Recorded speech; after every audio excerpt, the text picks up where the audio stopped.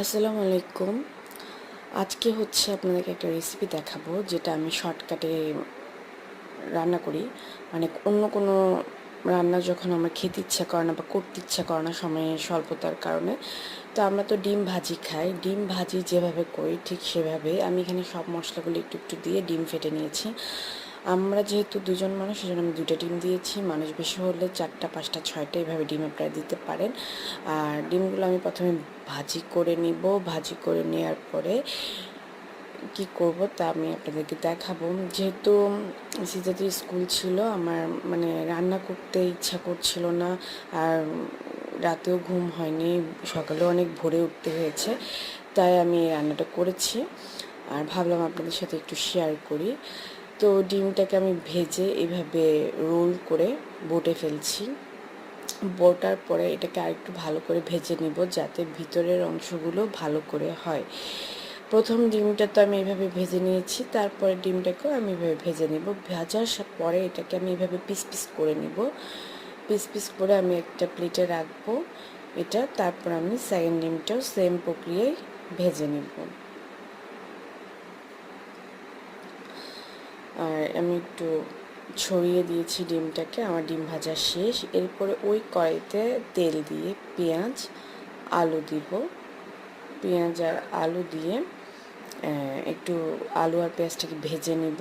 ভাজার পরে আমি হচ্ছে রসুন, আদা, তারপর সব মশলা এগুলো তো দিব, সাথে একটু গরম মশলাও দিব।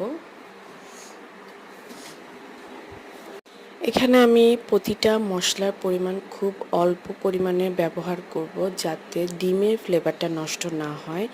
মানে আমি ডিম খাইতেছি এটা যাতে মানে এটা যাতে বোঝা যায়। তো এখানে আমি আমার ফ্রিজে ডিপ করা টমেটো ছিল, আমি টমেটো দিলাম এবং প্রত্যেকটা মশলা মানে একদম অল্প অল্প করে দিলাম, সাথে স্বাদ মতো লবণ দিয়ে দিলাম।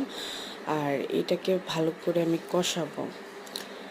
একটু পানি দিব, পানি দিয়ে প্রথমে কষানোর পরে আপনারা খেয়াল করবেন যখন এই ঝোলটার উপরে একটু তেলটা ভাসবে, তেলটা একটু উঠা উঠা হয়ে যাবে, ওই পর্যায়ে যা আমি হচ্ছে ডিমগুলো দিব। এখানে আমি আর একটু পানি দিয়ে দিলাম, এরপরে ডিমগুলো দিয়ে দিব। ডিমগুলো দিয়ে ঢাকনা দিয়ে এই 5 থেকে 10 মিনিট একটু ডিমগুলোকে ধোয়াবো মশলার সাথে যাতে ডিমগুলো মিশে যায় আর আলুগুলো যেন ভালো করে সিদ্ধ হয়। প্রথমে আমি আলুটা ভেজেছি, ওটা কিন্তু ভালো করে সিদ্ধ হয়নি, আলুটা একটু ভালো করে সিদ্ধ হতে হবে। এরপর নেড়ে চেড়ে আমি ঢাকনা দিয়ে দিব।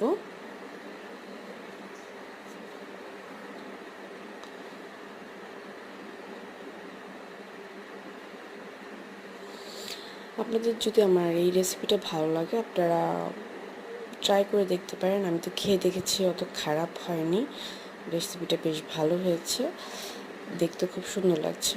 এই তো, আল্লাহ হাফেজ।